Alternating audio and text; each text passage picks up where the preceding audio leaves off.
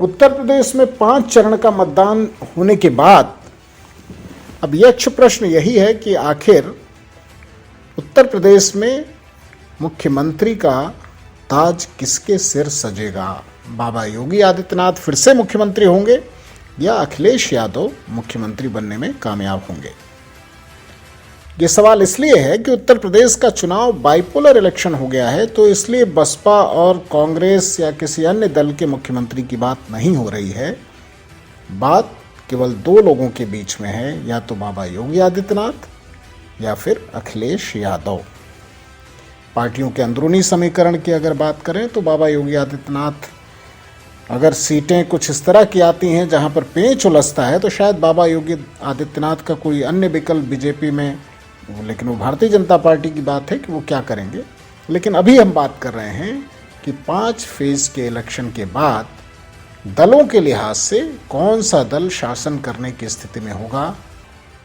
तो अभी जो स्थिति है, तस्वीर बहुत उलझी हुई है, मामला 50-50 का है। और 5वें फेज में जहां ये उम्मीद की जा रही थी कि भारतीय जनता पार्टी 4 चरणों के नुकसान की अपनी भरपाई कर सकती है, वहां भी मामला उलझा हुआ है और लड़ाई बहुत कांटेदार है।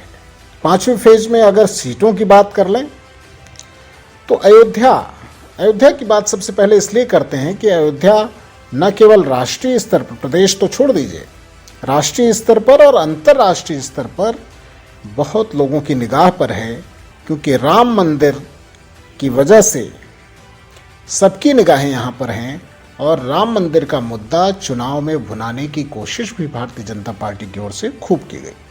लेकिन अयोध्या में क्या स्थिति है? अयोध्या में कई सीटों पर उलटफेर की संभावना जताई जा रही है। बहुत कांटेदार लड़ाई है और यहाँ समाजवादी पार्टी के पवन पांडे ने अयोध्या सदर में भाजपा को जिस तरह से उलझाया है, कहा जा रहा है कि अगर वो जीत हासिल कर ले तो कोई अचरज की बात नहीं है। बहुत ही शानदार और जानदार मुकाबला हुआ है यहाँ पर। गोसाईगंज में भी लड़ाई बहुत तगड़ी है और अयोध्या का जो अयोध्या में 5 सीटें हैं, वहाँ पर जो लड़ाई है वो अभी इस तरह की है कि पलड़ा किसी भी तरफ झुक सकता है, इतना नज़दीकी मुकाबला हुआ है। बात अमेठी की करें तो जो कांग्रेस का गढ़ है, गांधी परिवार का गढ़ है, तो वहाँ कांग्रेस अपना कुछ छत्र बचाने की कोशिश कर जरूर रही है, लेकिन लड़ाई अगर आप देखिए, जो रुझान आए हैं, आकलन जो हुआ है, उसमें समाजवादी पार्टी और भारतीय जनता पार्टी के बीच ही प्रमुख मुकाबला है। अगर एक सीट छोड़ दे जहाँ आशीष शुक्ला लड़ रहे हैं चुनाव संजय सिंह के सामने, वहाँ पर कांग्रेस ने त्रिकोण बनाने की कोशिश जरूर की। सुल्तानपुर में भी मामला बहुत दिलचस्प है। समाजवादी पार्टी और भाजपा ही सारी सीटों पर आमने सामने बहुत अच्छी लड़ाई में नजर आई पूरे मतदान के दौरान। और वहाँ पर लम्हुआ सीट से जब देवमणि द्विवेदी का टिकट कटा भारतीय जनता पार्टी में, तो कहा जा रहा है कि ब्राह्मणों का एक वर्ग जो नाराज था, उसका फ़ायदा भी समाजवादी पार्टी ने उठाने की कोशिश की है। यानी ब्राह्मणों की कुछ हद तक नाराज़गी जो पूरे प्रदेश में की गई, बहुत ज़्यादा तो नहीं है, ज़्यादा ब्राह्मण ठाकुर या जो सवर्ण मतदाता है वो ज़्यादातर भारतीय जनता पार्टी के पक्ष में गया है। और गैर यादव जो पिछड़ा वर्ग है उसमें विभाजन हुआ है, समाजवादी पार्टी की तरफ भी गए हैं और भारतीय जनता पार्टी की तरफ गए हैं।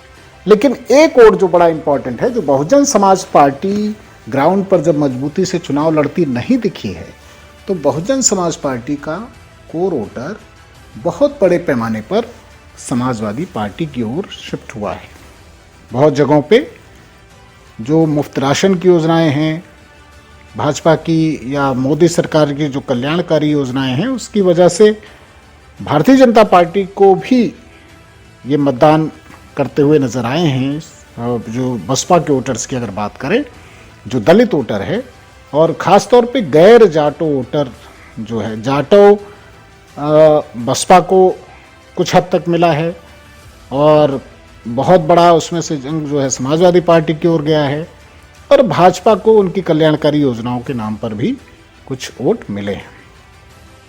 बात कौशाम्बी की करें तो जहां से केशव मौर्य डिप्टी सीएम जो हैं वो लड़ रहे हैं, तो वहां पर एक मुद्दा ये बन गया कि शायद केशव मौर्य अब की बार सीएम बन सकते हैं। उनके समर्थकों ने इसको बहुत वहाँ पर प्रचारित करने की कोशिश की और आखिरी क्षण में जो वहाँ पे लग रहा था कि सिराथू में पल्लवी पटेल ऐसा ना हो कि केशव मौर्य को मात दे दे, तो इस लिहाज से कि सीएम कैंडिडेट हैं केशव मौर्य, इस समीकरण को बदलने की कोशिश की गई। लेकिन यहाँ भी मुकाबला बहुत ही ज़बरदस्त है और सपा अपना दल कमेरावादी की पल्लवी पटेल केशव मौर्य को बहुत तगड़ी चुनौती दे रही हैं। बावजूद इसके कि केशव मौर्य ने इस इलाके में बहुत डेवलपमेंट कराया है, पुल बनवाए, बहुत अच्छा सा पुल बना है, सड़कें बनी हैं, डेवलपमेंट के तमाम काम हुए हैं। लेकिन ये संकेत इस लिहाज से महत्वपूर्ण है कि अगर आप एक सिराथू को ही देख लें तो पूरे प्रदेश में किस तरह से मुकाबला कांटेदार हुआ है। और इसमें बड़ा रोल, फिर से मैं कह रहा हूँ कि बसपा से जो वोटर, बसपा का जो वोटर है वो किस तरह से शिफ्ट हुआ है समाजवादी पार्टी की ओर, और इसने पूरे मुकाबले को दिलचस्प बना दिया है। तो अभी 6वें और 7वें चरण का जो मतदान होगा उसके पहले कोई भी राजनीतिक दल ये दावा नहीं कर सकता कि वो डंके की चोट पर सरकार बनाने जा रहा है। तो इंतजार करिए, अभी 6वें और 7वें चरण का भी रुझान आएगा और आपको बहुत ही सटीक तरीके से, वैज्ञानिक तरीके से और जो जमीनी रुझान होगा उसके आधार पर विश्लेषण बताने का प्रयास करेंगे। वीडियो पसंद आया हो तो इसी तरह की तमाम खबरों को देखने के लिए हमारा YouTube चैनल लाइक और सब्सक्राइब जरूर करें।